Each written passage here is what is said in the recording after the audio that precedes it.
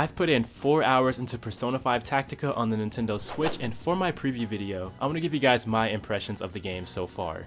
I want to preface this by saying that I am a massive fan of the Persona series. I've played Persona 4, Persona 5, and Persona 5 Royal, and so heading into this game, I kind of knew what to expect, but at the same time, I was surprised. I won't dig too much into the main story today as I'll be saving that content for the review, but things do start off pretty interesting. The Phantom Thieves, the ones that we've known and loved for years, have been transported to another world similar to the metaverse, where you come across a new threat in the form of a lady named Marie, who's been trying to get everyone under her control, including your friends.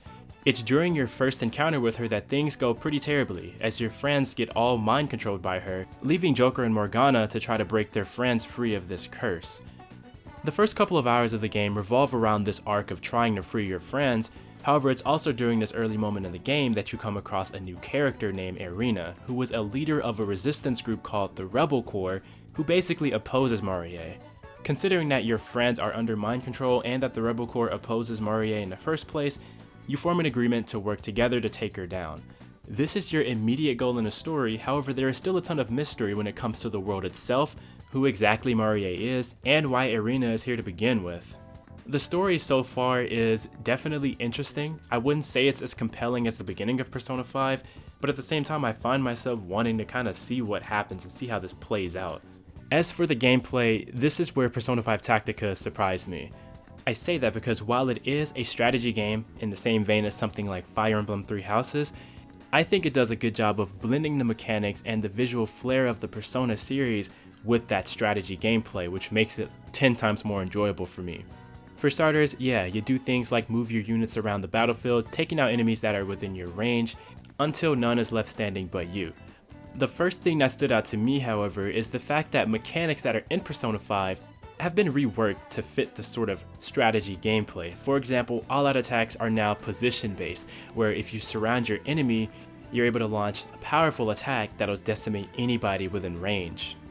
There's also the familiar one more mechanic from the Persona games that allow you to take advantage of getting critical hits by letting you act again, which for a strategy game is pretty major because you're able to move about the battlefield as opposed to a turn-based game where you just get an extra action.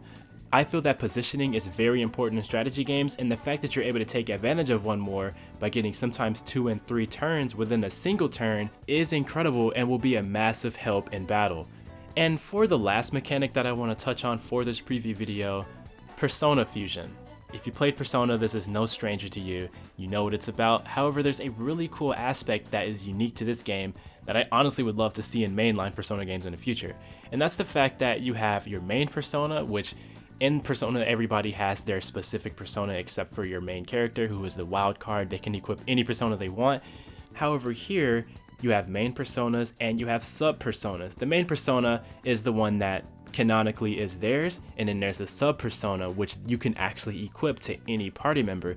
That is a massive leap forward, and I love the fact that we have this ability and the fact that learning skills isn't as linear as it's been before. Now, moving on to the art style, which I'll talk more about this in the review of course, this is where I'm honestly a little torn. On its own, I think the chibi art looks fine, the portraits are okay, and overall, it's not a bad looking game. I think it actually looks pretty decent. However, when it comes to the story, that's where I feel there's a bit of a disconnect from a visual standpoint. Like I said, the game looks fine, but there's been a cutscene or two where it's kind of hard to take the situation seriously simply because of the way that they look.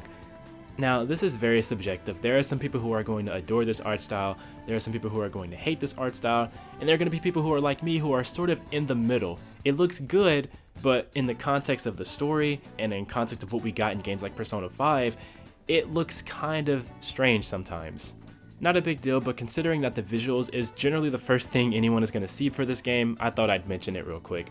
As for performance, I'm playing on the Switch version. It is running at 30 frames per second. I don't notice any dips, but the game seems to run perfectly fine to me. There are no massive issues, and it doesn't look super blurry or anything like that in handheld or docked mode, so if you're worried about performance, don't worry, the game does not have any game-breaking performance issues.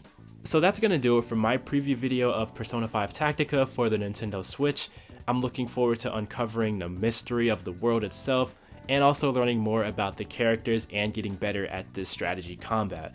But as of now, things are looking pretty good for this game. Thank you all so much for watching this video. Make sure you subscribe to GameXplain, ring the bell, and stay tuned for our full review of Persona 5 Tactica on Nintendo Switch.